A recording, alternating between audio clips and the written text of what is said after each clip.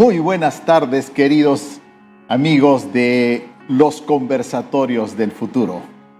Tenemos que agradecer a nuestro auspiciador principal, que es Nativa TV, y por supuesto a todos nuestros panelistas que viernes a viernes nos acompañan para ilustrarnos sobre diferentes temas. Y el tema que nos convoca hoy, el futuro del comercio internacional.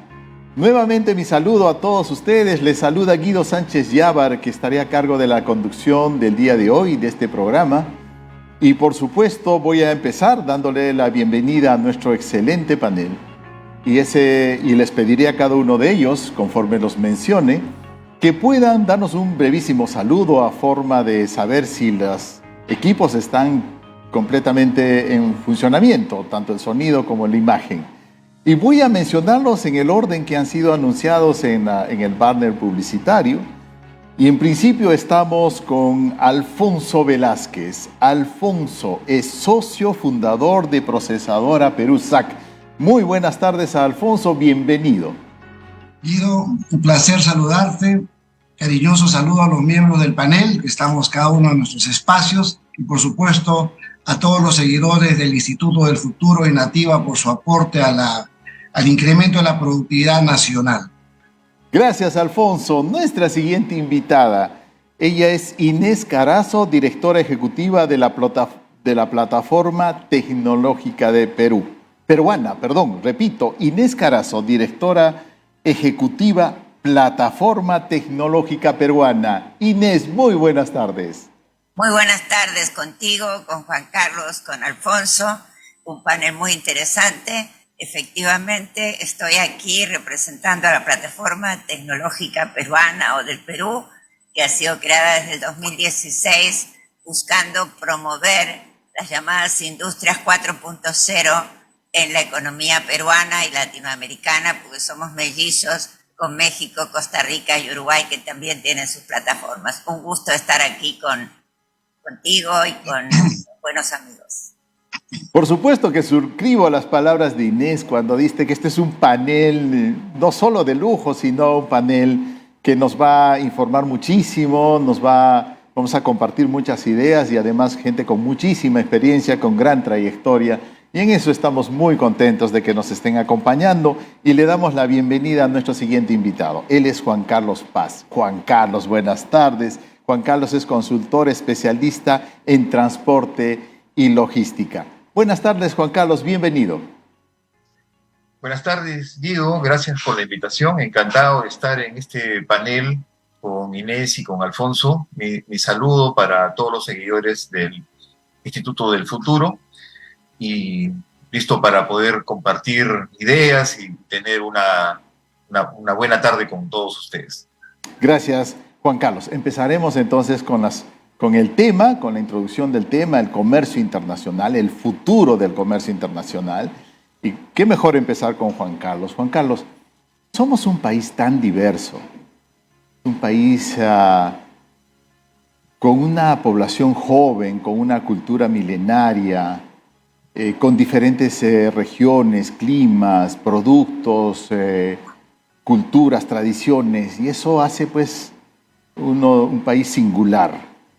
Y el comercio exterior en esa situación, en este contexto, empecemos haciendo un balance de en qué situación nos encontramos y tal vez si fueras tan amable, explicarnos en los 10, 20, 30 últimos años cómo ha ido esta evolución del comercio internacional en nuestro querido Perú. Con el mayor gusto, Guido. Bueno, el Perú ha cambiado muchísimo en estos últimos 30 años.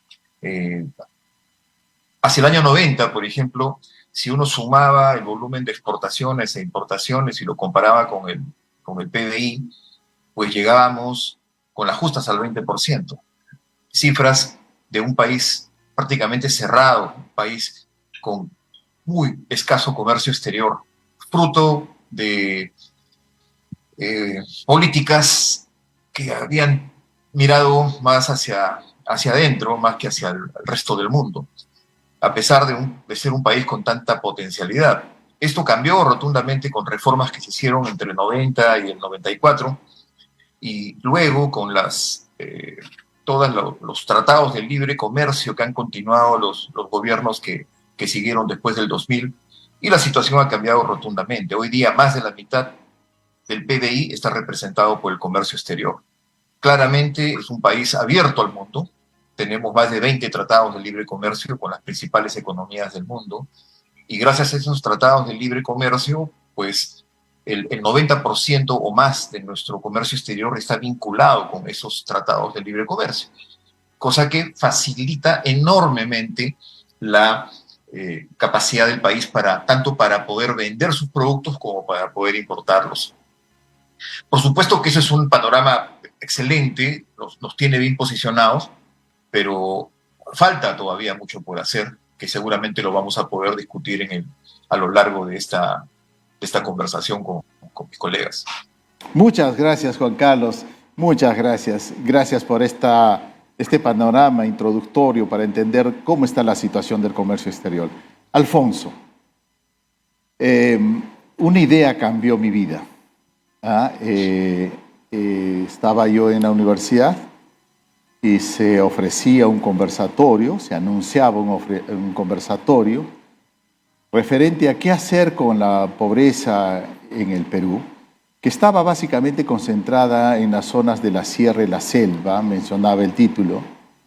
Y hubo varias propuestas, por supuesto, en el conversatorio, pero hay una que a mí particularmente me atrajo, ¿no? Y dijo, la situación de la sierra en el Perú no era, al contrario, desde el incanato hasta entrada a la República, la sierra era un centro muy desarrollado, inclusive mucho más desarrollado que la costa peruana. ¿Y por qué cambió?, decía el expositor. Y dijo que llegaron los viajeros científicos, ¿no? Llegó uno por el mar, por supuesto el medio de transporte usual, incluso del comercio internacional, y se percató que teníamos uno de los recursos pesqueros más abundantes del mundo. Y no los estábamos aprovechando, entonces surgió la idea de la harina de pescado. Llegó otro al norte, encontraron el algodón, muy fino. Otro llegó por las costas de Lambayeque, La Libertad, y decía, ¿qué siembran acá? Maíz y otros productos de pan llevar. No, señores, metamos caña para sacar azúcar. Y finalmente uno llegó a Arequipa, un tal Vito, un inglés, y recorriendo la ciudad encuentra un fardo de lanas y dice, ¿qué es esto? Lana, no es lana, es un pelo exótico. Se lo llevó a Inglaterra, lo estudió, desarrolló la técnica más la ciencia, salió la tecnología del aprovechamiento de este recurso. Gracias a ese señor, Arequipa y todo el sur del Perú se incorporó al mercado mundial de lanas y se desarrolló económicamente todo el sur del Perú. Y el profesor dijo, lo que necesitamos son esos ojos de los emprendedores. Y ahí comencé a dedicarme a este tema del emprendimiento para demostrar que el país es un país de oportunidades y que tenemos tanto por hacer. Alfonso, tú que has estado liderando proyectos tan interesantes en el Perú, ¿cuál es el potencial? ¿Qué hemos hecho hasta ahora? ¿Hacia dónde debe fijarse el Perú, Alfonso?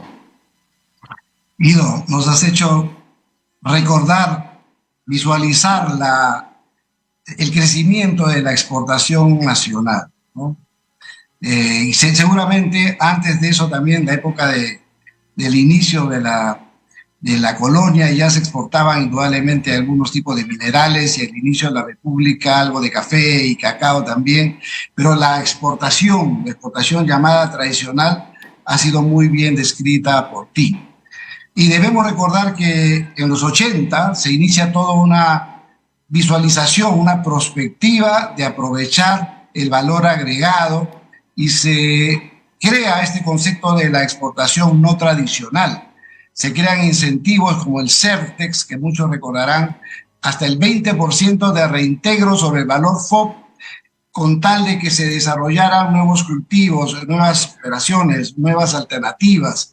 El espárrago empieza a salir por ahí, el achote, la quinoa, y muy incipientemente empieza todo un desarrollo creciente hacia el valor agregado.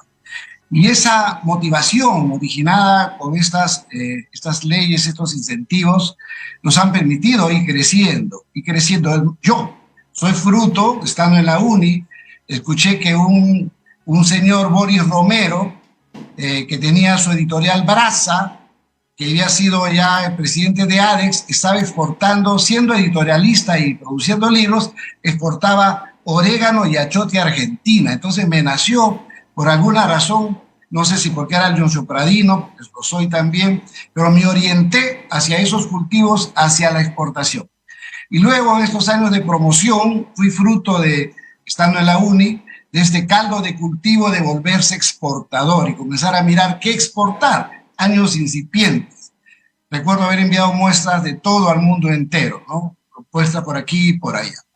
Bueno, el tiempo ha pasado, luego se crea una ley de incentivos a la promoción agraria y puedo decir con orgullo que soy parte de este grupo de empresarios que hemos empezado a trabajar en las explotaciones agroindustriales. Y en los últimos 20 años, la exportación mundial de los productos del agro ha crecido 8.2%. Sin embargo, la exportación nacional de los mismos productos ha crecido 15.4%, conquistando desiertos y todo este milagro que hemos visto en Chaimochí, que se ha visto en Ica, generando prosperidad y bienestar. Sin embargo, Guido y amigos, toda esta bonanza solamente se ha realizado en 200.000 hectáreas, 5% del total de las tierras disponibles para la agricultura y la agroindustria están siendo aprovechadas. 4.600.000 y más hectáreas disponibles para conquistar también el mercado exterior y que constituyen propiedad de la llamada agricultura familiar. Y es ahí donde tenemos el gran desafío, la gran propuesta, el cómo incorporar. Entonces, las oportunidades están. Se ve quinoa, se ve jengibre, más achote, kiwicha, incipientemente. Vamos a llamar exportaciones piloto, que me tocó también apoyar desde Sierra Exportadora durante 6 años. Pero el desafío está ahí, está en ese potencial inmenso en todas las regiones del Perú que necesitan ser incorporadas y que se constituyan en la nueva fuerza productiva de esta nueva etapa, post-pandemia, posguerra en Ucrania y Rusia, que nos tiene pues en una situación difícil. Quiero que sepan que el crecimiento de la agroindustria este año 2022 ha sido inferior al promedio. Hemos crecido 8%, cuando normalmente hemos estado creciendo del 12 al 14%. Por cierto, la exportación nacional ha crecido un poco más del promedio mundial, la exportación total, con un decrecimiento de la minería. Volviendo al potencial, entonces, este recupero del crecimiento y estas hermosas oportunidades que tiene nuestro país radica, y ese es el futuro del comercio exterior desde el punto de vista de la alimentación, en que podamos incorporar estas unidades de la agricultura familiar consolidada, intermedia y todavía en subsistencia a un mecanismo de promoción y de articulación que quizás podría denominarse el valor compartido. Muchísimas gracias, gracias Alfonso, qué excelente testimonio. Qué excelente testimonio. Y ahora pasamos, por supuesto, con Inés. Inés Carazo nos va a contar un poco qué es este escenario del comercio internacional post-pandemia. La tecnología, toda esta transformación que se ha acelerado gracias a la pandemia ha modificado muchos sectores, empezando por lo de educación, por el e-commerce, en fin. ¿Y cómo es el impacto, mi querida Inés, en el comercio internacional? Bueno, buenas presentaciones las anteriores. Queda claro que en Perú el comercio internacional ha sido un motor del crecimiento del Producto Bruto Interno. Se aprovecharon los TLCs, la participación en el APEC, algunos incentivos como el CERTEX y PROMPERÚ que mencionó Alfonso, Sierra y Selva Exportadora. Pero yo coincido con que es necesario, y la situación que vivimos plantea la urgencia de esto, de tener un comercio más sostenible, equitativo y que incorpore todas las innovaciones tecnológicas. La idea es no seguir exportando solo materias primas, sino productos con valor agregado, que crezcan las exportaciones no tradicionales. Justamente la República hoy nos dice que las exportaciones no tradicionales crecieron 11.4%, pero todavía no son tan significativas en el conjunto de las exportaciones. Entonces, hay que promover exportaciones con mayor base tecnológica. Para eso necesitamos una planificación estratégica. Yo, como siempre, quiero volver a felicitar empresarios como Alfonso Velázquez, que cuando teníamos 0 hectáreas de arándanos en el 2006, buscaba tecnología para la producción de arándanos. Se ha mencionado la harina de pescado, un gran producto de exportación, pero no tendríamos que exportar tanta harina de pescado, sino ser líderes de la acuicultura. Con nuestra harina de pescado, Vietnam y China lideran el tema de la acuicultura. Entonces tendríamos acuicultura de mar, de ríos, de lagunas, algas, espirulinas. No exportar solo cobre, oro, plata, sino Perú tiene tierras raras. Tenemos litio. ¿Qué queremos exportar? Litio o baterías de litio. ¿Queremos exportar aglomerado de cobre? O qué bueno que Buenaventura quiera hacer una nueva refinería de cobre y que podamos exportar filamentos de cobre y por qué no productos textiles con hilos de cobre, es decir, textiles inteligentes como los que Bear Creek propuso en algún momento para ser realizados, ¿sí? Entonces, yo creo que hay mucho por hacer, pero llevando tecnología, no solo quinoa, por ejemplo, sino procesados de quinoa. Tenemos una empresa peruana, Tillapuy, una empresa de Ayacucho, y Tillapuy, ¿qué exporta? Fideos, pero fideos con 30% de sangre de cuy y 22% de harina de quinoa, que hoy, gracias a que además tiene trazabilidad, se venden en los mercados de Europa gracias a la comercialización desde un supermercado suizo. Tenemos productos maravillosos como el aguaje, pero esto nos permitiría exportar cosmética del aguaje. Y así con un montón de líneas de productos que justamente permitirían esto que plantea Alfonso Velázquez, de incorporar no solo a las grandes exportadoras, fundamentalmente de costa, sino a exportadoras de la pequeña agricultura familiar, de la sierra y de la selva del Perú, que han sido dejados de lado un poco de este crecimiento. Y por otro lado, y con esto termino, tenemos una gran oportunidad porque tanto China, uno de los países líderes del mundo, como la FAO, como el APEC, plantean que el puerto de Chancay va a ser el Singapur de América Latina. Incluso pronuncian mal y dicen Shanghái, Chancay, ¿cierto? En lugar de ch, ch. Pero esto es bien importante, la ubicación de este puerto en el medio del Pacífico Sur permitiría eso. Amigos, en el 80, cuando yo llegué al Perú, Singapur ni sabíamos dónde quedaba, no aparecía en las estadísticas, y ahora es un país líder.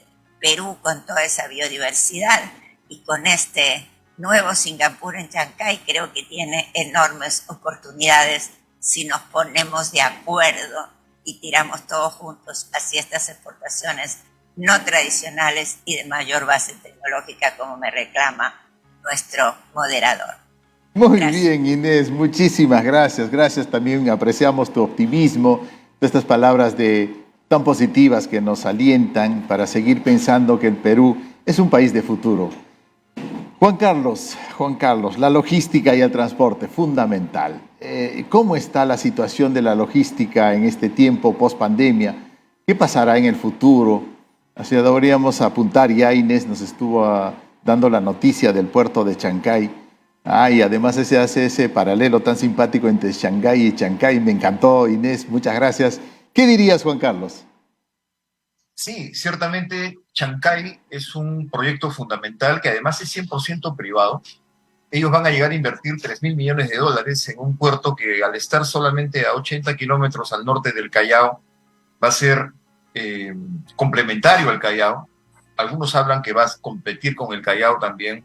Yo creo que inicialmente va a ser complementario, pero cuando hablamos de infraestructura, evidentemente el país, bajo cualquier ranking que se analice, ya sea el ranking de competitividad del World Economic Forum o el índice de competitividad logística del Banco Mundial, el Perú siempre está a media tabla, ¿no? Es decir, normalmente en estos rankings los países que lideran son justamente Singapur, como mencionó Inés, está Alemania, está Bélgica, Japón, Holanda, países top a nivel internacional, y ahí ya viene Estados Unidos, Canadá, Nueva Zelanda, y cuando vemos quién está en el sótano, fundamentalmente los países de África subsahariana y algunos países asiáticos o de Latinoamérica como Venezuela, ¿no?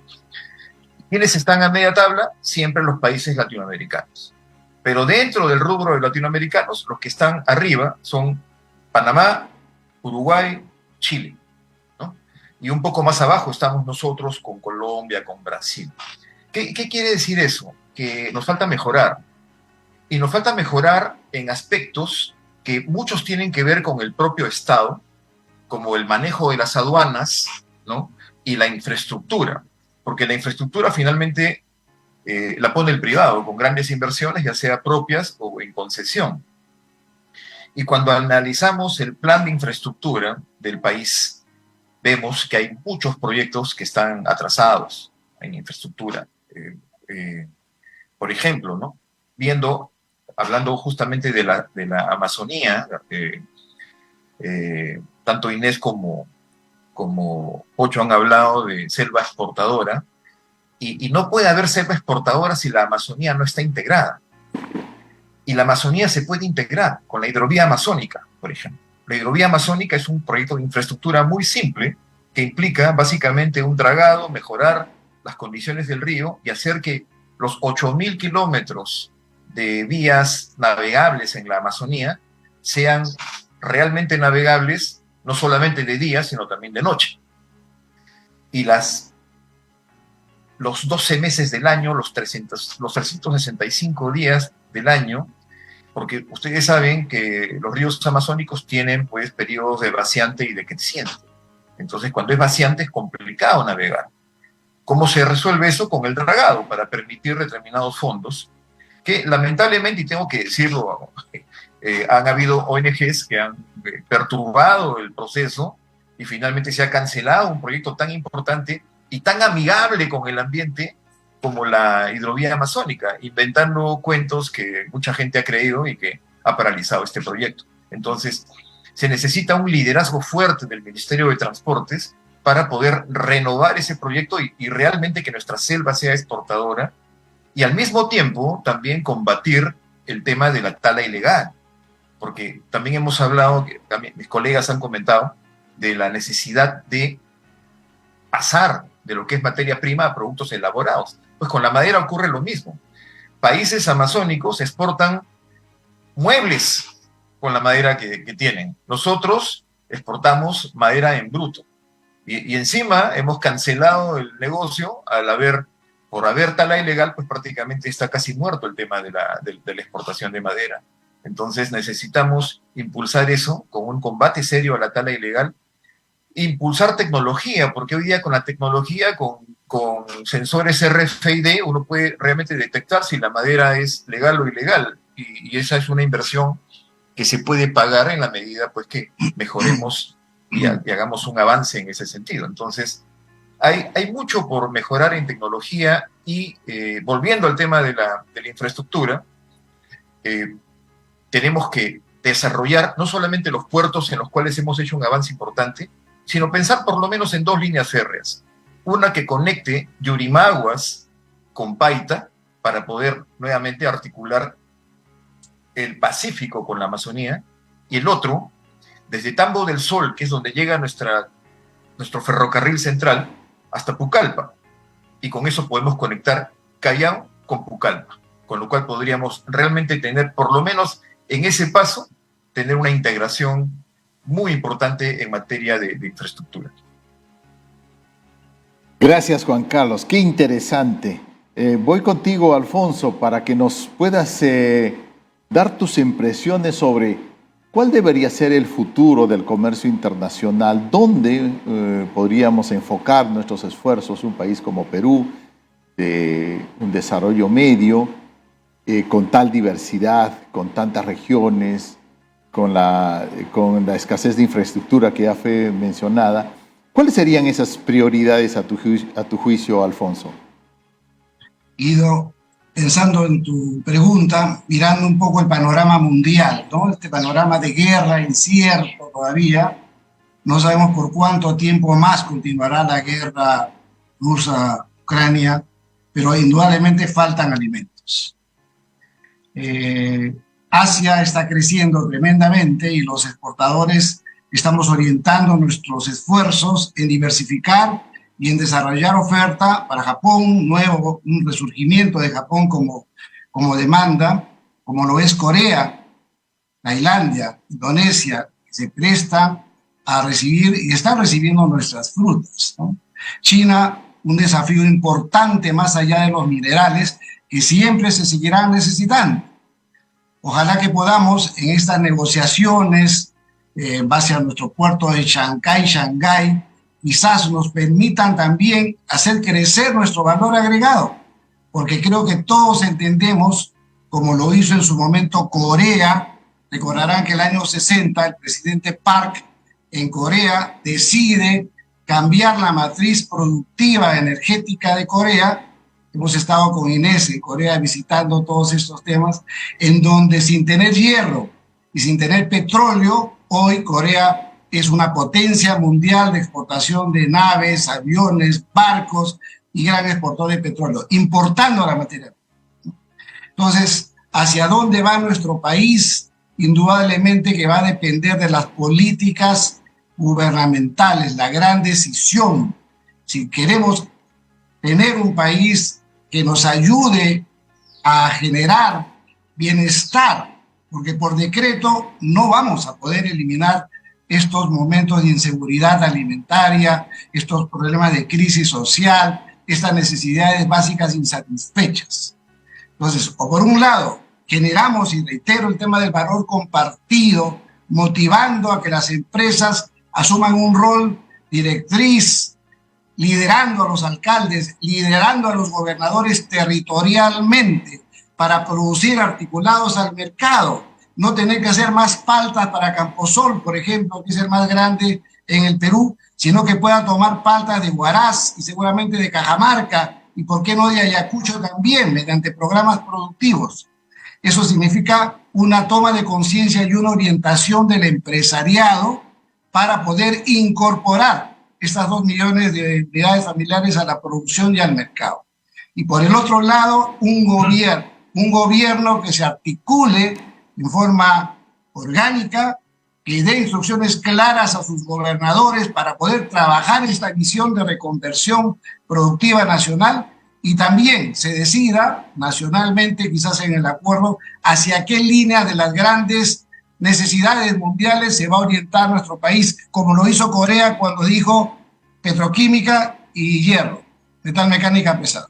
Entonces, el futuro depende de las necesidades, y esas necesidades en función de nuestra capacidad de organización. Y paralelamente, un gobierno sólido, promotor, pensando en crecimiento, pensando en desarrollo, y creo, Guido, que todavía nos falta mucho para eso. Creo que tu pregunta merece un espacio, pero los empresarios hoy sí podemos iniciar este cambio, esta transformación, generando este valor agregado, este valor compartido e incorporando las bonanzas del mecanismo de generación de oferta y de éxito empresarial, aplicando a los gobiernos locales y a las regiones en una labor coordinada, integrada y promotora. Excelente, Alfonso. Muchísimas gracias. Inés, igual, la misma pregunta. ¿Hacia dónde debemos apuntar estos esfuerzos? ¿Hacia dónde tú crees, haciendo un esfuerzo de prospectiva, de mirar el futuro, deberíamos nosotros en el comercio internacional enfilar nuestra atención y nuestros esfuerzos? Comparto mucho el concepto planteado por Alfonso Velázquez sobre el desarrollo territorial compartido. Hace poco, el año pasado, en abril del año pasado, la UNI hizo un evento llamado 5 hélices, que va a reiterar nuevamente, buscando justamente esta respuesta, ¿no? Hacia dónde debe apuntar el Perú. Y yo creo que necesitamos también promover consensos para incorporar estos cambios tecnológicos. Hay que fomentar mucho más el comercio electrónico internacional. Claro que para eso tendríamos que tener acceso a Internet en todo el país y tenemos casi todas las fronteras y muchos de los lugares de nuestra biodiversidad sin esto. Tenemos que tener puertos inteligentes. Alfonso, no me acuerdo si tú visitaste conmigo el puerto de Vigo o el puerto de Algeciras, donde ya había un control electrónico con visores del desembarco y se podía estar haciendo una subasta virtual mientras los peces bajaban del barco y además se movían los cajones para que no estuvieran los grandes abajo, arriba y los chiquitos abajo, ¿no es cierto? Y asegurando con tecnologías que el Perú puede adoptar trazabilidad desde el momento de la pesca hasta el cliente final. El otro tema es el que necesitamos que no solo las grandes empresas, sino las más pequeñas, esta agricultura o pesca más familiar, pueda cumplir los estándares de calidad. Es decir, el comercio internacional es cada vez más exigente en las buenas prácticas de calidad.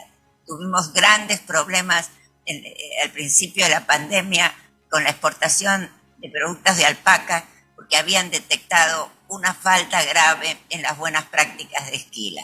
Justamente en estos días el INACAL va a hacer un curso de buenas prácticas de esquila en las zonas alpaqueras. Acabo de estar viendo esto con los alpaqueros de Pasco. Necesitamos para la calidad el soporte de laboratorios peruanos acreditados con la norma ISO 17025 para que la medida de un laboratorio peruano sea igual y comparable al del mejor laboratorio de Alemania. Necesitamos laboratorios de calibración y metrología acreditados por el INACAL. Afortunadamente, Alfonso, hay uno interesantísimo que te invito a visitar acá muy cerca, el Museo Larco Joyle, que mide todas las variables de la física que se te puedan ocurrir. La agricultura de precisión, esto no es una cosa imposible de lograr. El INICTEL de la UNI ha hecho una experiencia interesantísima para poder, utilizando drones, identificar todas las zonas productoras de aguaje en coordinación con el Instituto de Investigaciones de la Amazonía peruana. Lo mismo ha hecho el INICTEL con el INIA en Chiclayo, maíz amarillo y maíz morado. Hemos hecho esto en La Palta utilizando sensores construidos en el Perú, a lo mejor con piezas importadas, pero los sensores son construidos en el Perú para La Palta con el sitio industrial Moquegua, y lo mismo hizo la Universidad Nacional de San Martín con el Instituto de Cultivos Tropicales ahí en Tarapoto, en el cacao. Seguridad alimentaria y nutricional. Recuerda que Corea nos decía, sí, hemos tenido mucho éxito en la petroquímica, en los automóviles, en la electrónica, pero necesitamos seguridad alimentaria y nutricional y nosotros no la tenemos. Lo mismo dijo el emir de Qatar cuando también quería, ahora famoso por el mundial, pero donde ellos quieren plantar algo y sale petróleo, entonces necesitan alianzas estratégicas. La trazabilidad del blockchain con datos seguros e inviolables. Tenemos esta empresa Tiapuy que vende productos interesantísimos, pero ha necesitado trazabilidad blockchain para poder salir de Vivanda, salir de los tambos donde sigue vendiendo para vender en los supermercados suizos. Coincido en la mejora de la infraestructura de caminos ferroviarios, centros de acopio, cámaras de frío. Ahí es donde necesita esta alianza, estas 5 hélices en cada territorio. Y además fomentar en las universidades la creación de empresas de base tecnológica. E insisto, necesitamos metrología nacional. Hay recursos. Proinnovate tiene ahora una convocatoria de innovación abierta, justamente innovación colaborativa, que hay que pensarla en ese sentido, misiones tecnológicas, los incentivos tributarios. Tenemos que usar incluso un cambio energético fundamental, a todo lo que ya ha sido mencionado. Perú tiene enormes posibilidades de convertir los 3.000 kilómetros de costa y todos los ríos que tiene para obtener hidrógeno verde, que es el combustible del futuro.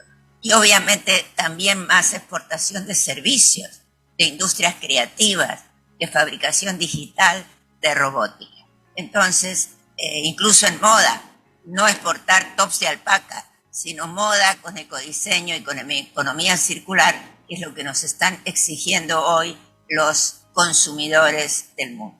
Gracias. Inés, aprovecho para hacerte una pregunta respecto a qué es el desarrollo territorial compartido. Y bueno, yo me quedé en el concepto de la triple hélice, pero ahora me estás hablando de 5. Por favor, ilústranos. Bueno, yo cuando terminé de estudiar usábamos no la triple hélice, sino el triángulo de Sábato, ¿no? Empresa, Estado, Academia. Se pasó del triángulo que es rígido a la hélice, porque esto tiene que estar en movimiento. Después se pasó a la cuádruple hélice, porque si no hacemos todo esto pensando en el bien común y en la sociedad, esto no funciona. Y ahora hablamos de la 5, porque tenemos esta crisis de la guerra, las propias crisis que tenemos en el país, pero también tenemos una crisis ambiental que si no tomamos conciencia de esto estamos mal. Entonces, el ambiente tiene que estar presente, no tanto para que abren los monos o las plantas de quinoa, sino que tengamos esta presencia, conservemos el agua, no sigamos contaminando el ambiente porque la crisis ambiental es muy seria. Aprendamos de los ancestros del Perú que tenían mucho más conciencia de la Pachamama y de su rol para su propia economía. Entonces la Pachamama tiene que estar en la quinta hélice. Fantástico, interesantísimo, gracias, gracias Inés. Bueno, ya tengo un poco más claro de qué se trata eso de las 5 hélices y comparto y suscribo. Excelente, vamos Juan Carlos, cuéntanos un poco, la misma pregunta. En el tema de logística y de transporte, pensemos en Perú ya nos habías hecho un análisis de cómo está y cómo debería estar la infraestructura de la logística y del transporte. Pero ¿qué más podríamos hablar pensando ya en este desarrollo territorial compartido, en el ambiente y en preservar esta Pachamama, como bien nos decía Inés? Bueno, yo te comentaba que hemos avanzado muchísimo en el tema portuario. Hace solamente unos 20 años, si uno veía, hasta el año 99, por ejemplo, si veías un puerto como Matarán y veías el estado en el que estaba, o hace pocos años nomás Salaberry, y sin ir muy lejos el Callao hasta el año 2010, ¿no? Eran puertos que realmente estaban en una situación muy, muy precaria. Poca gente recuerda que el Callao no tenía grúas, ¿no? Un trabajo en conjunto que se hizo, bueno, tuve la oportunidad de estar en el Ministerio de Transportes y trabajé con el señor Mario Arbulú, que era presidente de NAPU en ese momento, impulsamos las grúas para el Callao, ¿no? Y por fin tuvo grúas. El Callao sin grúas llegó a mover 1 millón de teus. Y la gente decía, caramba, qué bueno, 1 millón de teus. Sí, pues, pero le decía, ese 1 millón de teus es un logro, pero ese logro se ha hecho a pesar de no tener grúas. Imagínense cuánto podemos mover hoy día. Hoy día ya con 2 concesionarios de primer nivel como APM Terminals y Dubai, el Callao está moviendo 2,5 millones de teus, ¿no? Y podría mover 4 millones si tuviéramos pues toda la infraestructura adecuada, las conexiones puerto-ciudad. Entonces, este elemento, por ejemplo, de conexión puerto-ciudad es fundamental en infraestructura y que lo está desarrollando Chancay. Chancay tiene el terminal portuario en un lado, tiene la ciudad y el cerro en otro lado y al fondo tiene la zona de actividad logística. Pues ¿cómo conecta el puerto con la zona de actividad logística? Con un túnel que pasa por debajo del cerro. Eso es una eficiente conexión puerto-ciudad, ¿no? En el sentido que los contenedores van a pasar por debajo del túnel, por el túnel, debajo del cerro, y van a llegar a la conexión con la zona de actividad logística. ¿Qué falta allí? De la zona de actividad logística hay una carretera de 80 kilómetros hacia Lima, que todos sabemos lo congestionada que está. Entonces es evidente que ahí falta una ferrovía. Pero una ferrovía de 80 kilómetros pues es muy corta. Necesitamos una red ferroviaria.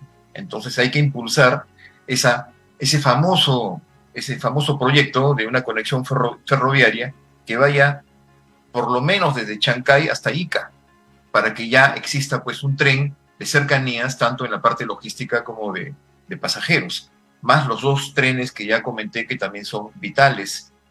Y poco a poco ir recuperando esas conexiones ferroviarias, porque solamente por tren podemos mover grandes volúmenes de carga. Hace poco, por vacaciones, estuve en el norte y me sorprendí que estaba cruzando camiones de cebolla arequipeña hacia Ecuador. Y nunca había visto eso. Realmente es increíble que el camión de cebollas venga desde Arequipa hasta Ecuador, camiones, cuando podríamos usar el mar. Tenemos una ley de cabotaje que fomenta el transporte por mar y que permite que cualquier nave del mundo lleve la carga, y podríamos fomentar también nuestro comercio exterior a través del mar con esta carretera azul, ¿no?, que es el mar peruano, y que podría reemplazar, sustituir a todos los flujos de mercancía, que son aproximadamente 80 millones de toneladas que pasan por la carretera panamericana. No podemos llevar todas esas 80 millones, pero por lo menos que 10 millones de toneladas vayan por el mar, y podríamos tener pues un comercio exterior mucho más activo. Pero insisto, se necesita fortalecer la infraestructura. El ejemplo de Chancay es realmente estupendo. Necesitamos mejorar las conexiones Puerto Ciudad de Matarani con Arequipa, de Paita con Piura, evidentemente de Callao con Lima. Me alegró mucho hace unos días que Proinversión por fin va a declarar de interés el proyecto del anillo vial periférico, que va a mejorar las condiciones justamente de conectividad del Callao con la red de transporte y de infraestructura del resto del país, y va a aliviar en algo, o bastante, justamente la congestión del Callao. Pero falta mucho más. Necesitamos invertir fuertemente en ferrocarriles, pero los ferrocarriles necesarios. No pensar en cosas como trenes bala y ese tipo de situaciones que suenan bonito, pero que en realidad se escapan de lo real, que es tener una conexión de infraestructura adecuada, puntual, muy bien pensada, que llamen a la gente que conoce estos temas. Hay expertos ferroviarios muy buenos en Perú, poca gente los conoce, Klaus Linge, por ejemplo, ¿no?, y que pueden ayudar a desarrollar el país como debe ser. Muchísimas gracias, Juan Carlos. Como les decía, este programa prometía, y efectivamente creo que ha cumplido largamente las expectativas. Estoy muy agradecido a ustedes. Y quiero pedirle a Alfonso que, a modo de cierre en estos minutos que nos queda, nos pueda dar un balance respecto al... gracias a estos tratados de libre comercio y a estos acuerdos y todo este desarrollo del crecimiento de las exportaciones y del comercio internacional, que nos explicaras un poco cómo es que el comercio internacional impacta en el crecimiento no solo de la economía, sino de las personas más necesitadas, de las zonas menos desarrolladas. Tú que has visto estos proyectos tanto en Sierra, Selva y por todo el Perú, ¿podrías darnos un balance, una mirada respecto a cómo es el impacto del comercio internacional en la economía del Perú? Gracias, Guido. Es todo un proceso, ¿no? Una dinámica. El año 2005, que visité por primera vez Corea, todavía, Juan Carlos mencionó, debatíamos en el Perú si es que convendría o no comprar una grúa pórtico, Y este viaje de los empresarios coreanos que me invitaron luego de mi gestión como ministro, me permitió conocer las instalaciones petroquímicas de SK.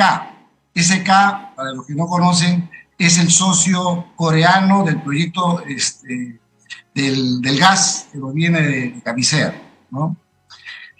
8 puertos tenían estas 1.000 hectáreas de complejo petroquímico, y todos pues con cientos de grúas pórticas, cuando nosotros estamos decidiendo si convenía o no. Lo que quiero decir es que el desarrollo del comercio y de la producción hacia el comercio mundial va generando en forma dinámica y natural este desarrollo, querido Guido. Es igual cuando se lanzó el proyecto del arándano nos decían que era una locura, que era imposible. 3 ministros, me acuerdo que me atacaron, entre comillas, diciendo que era una locura hablar del arándano en el Perú el año 2011, que era imposible. En 8 años nos convertimos en el principal país exportador de arándanos, en 8 años. Y el próximo año seremos el más grande productor mundial, porque el empresariado, la comunicación, la infraestructura se va adecuando a esta necesidad, porque no puede planificarse pues la inversión ni la demanda. Son elementos que van saliendo en forma dinámica, ¿no?